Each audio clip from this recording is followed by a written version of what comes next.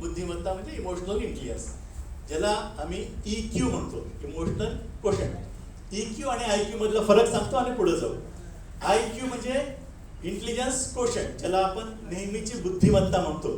IQ चांगलं म्हणजे काय की अकॅडमिक सक्सेस चांगलं. कारण कधी काळी जगामध्ये सगळं असं मान्यता होती की ज्यांचा IQ चांगला तर ते लोक जीवनामध्ये यशस्वी होतील. म्हणून सगळी एज्युकेशन सिस्टम अख्ख्या जगामध्ये IQ ओरिएंटेड झाली. चांगले मार्क म्हणजे चांगला IQ.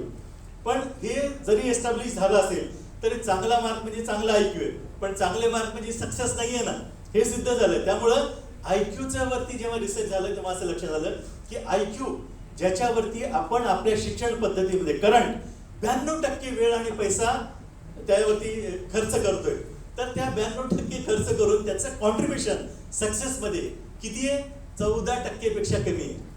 हाय लेवलचे अगदी मोठ्या लेवलचे कोर्सेस असतील तर 14%, रुटीनमध्ये 4% आपल्याला IQची गरज असते.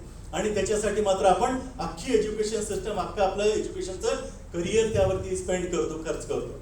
मित्रांनो, त्याच्या उलट भावनिक बुद्धिमत्ता, ज्याला आपण इमोशनल इंटेलिजन्स म्हणतो, ह्याचं कॉन्ट्रीब्युशन सक्सेसमध्ये 53%, 53%, कितीतरी जास्त IQ पेक्षा. म्हणूनच बघतो आपण ज्यांना ॲव्हरेज मार्क जरी असेल पण भावनिक बुद्धिमत्ता चांगली असेल तर त्यांना त्या माणसामध्ये कॅपॅबिलिटी येते आणि तो जास्त सक्सेसफुल होतो.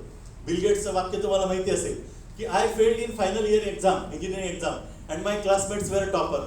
Now they are working in Microsoft and I am the owner of that company. फेसबुकवर होतं ना, म्हणजे काय काय उपयोगाचं, ते टॉपर आले ह्याच्या कंपनीत नोकरीला. ती कॅपॅबिलिटी आपल्या तरुणामध्ये आली पाहिजे, आपल्या सगळ्यांमध्ये आली पाहिजे. नक्की फक्त मार्क्स चांगले आणायचे आणि बुकिश आहे ना, बुकवर्म ज्याला म्हणतो, पुस्तकी किडा म्हणून आपल्याला राहायचं नाही. मित्रांनो, ह्या सगळ्या गोष्टींमध्ये परत परत मी IQ आणि EQ हे बोलत असताना, EQ म्हणजे भावनिक बुद्धिमत्ता, म्हणजे भावनेच्या बाबतीत बुद्धिमान होणं, इंटेलिजंट असतं, म्हणजे भावना समजून घेणं आणि तिचा लॉजिकल वापर करता येणं.